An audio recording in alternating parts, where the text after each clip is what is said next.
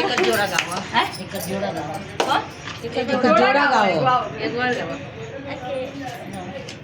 चिट्ठी में कहिया किनबा हमरा के साड़िया सोना तारा किने कहिया किनबा हमरा के साड़िया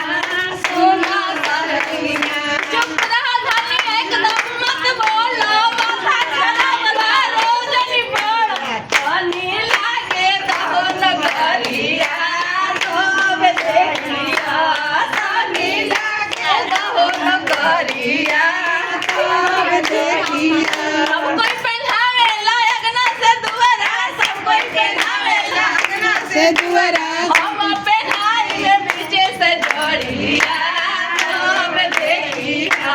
हम पहनाई पीछे से जोड़िया सब देखिया कहिया किनबा हमरा के साड़िया सोना तारा किना किनबा हमरा के साड़िया हाँ सड़िया ये दबा कोठा भीतरिया भरे कवरिया धइले ठकुआ रे भलाए राजा जी सड़िया भलाए राजा जी सड़िया एड़िया से दबाई के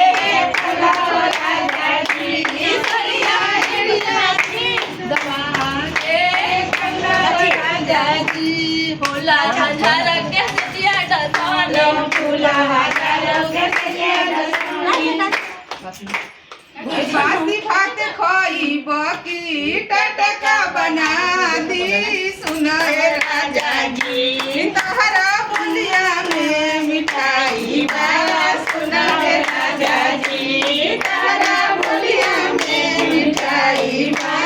सुनाए राजा जी तारा बोलिया में मिठाई बा सुनाए राजा जी के नथिया तारा पॉकेट में हेराइल बा सुनाए राजा जी तारा बोलिया में मिठाई बा सुनाए राजा जी तारा बोलिया में मिठाई बा सुनाए राजा जी कान के झुमका तहरा पॉकेट में हेराइल बा सुनाए राजा जी तहरा बोलिया में हो मिठाई बा बोलाए राजा जी तहरा बोलिया में हो मिठाई बा बोलाए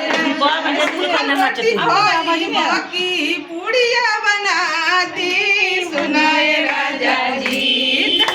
बोला ए राजा जी तारा बोलिया में मिठाई बा बोला ए राजा जी तारा बोलिया में मिठाई बा